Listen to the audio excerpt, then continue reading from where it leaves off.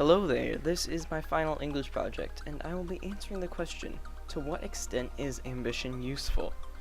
And to do this, I will find the answer within many different texts and examples that we have studied throughout the year. Let's get into it. Okay, so in Of Mice and Men, there are three characters with major traits of ambition: George, Lenny, and Candy. George's ambition is to own a farm and be able to live off of the land. Lenny's end goal is to tend with the rabbits, and Candy identifies his ambition to live with George and Lenny halfway through the book when he discovers their plan. So overall, in Of Mice and Men, ambition is mainly used to find hope of getting out of the endless cycle of migrant labor. One example is on page 14, when George says, "Okay, someday we're gonna get Jack together and we're gonna have a little house and a couple acres and a cow and some pigs." This example shows how much George fantasizes about his end goal of living on his own land. The second piece of literature I'll be looking at is Macbeth. In this story, we see the tragic hero Macbeth gradually self-destruct because of his massive ambition.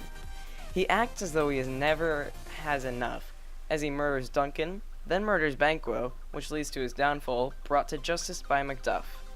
This is very different to Mice and Men because his ambition is a major flaw to Macbeth and is a major cause of his downfall. One quote is on page 21 where Macbeth says, "I have no spur to prick the sides of my intent, but only vaulting ambition." Macbeth realizes that his ambition for power is great, but continues with it anyway. The poem Ambition by William Keckler gives the reader a great representation of ambition. Keckler describes it by saying, "Here you should be drowning, and here you are, clutching that marvelous silver bubble, riding it like an express elevator." This is a great explanation of what ambition is. If someone is ambitious enough, they can do anything, or as Keckler says, ride it like an express elevator. Alright, so that wraps up my analysis of these pieces of literature.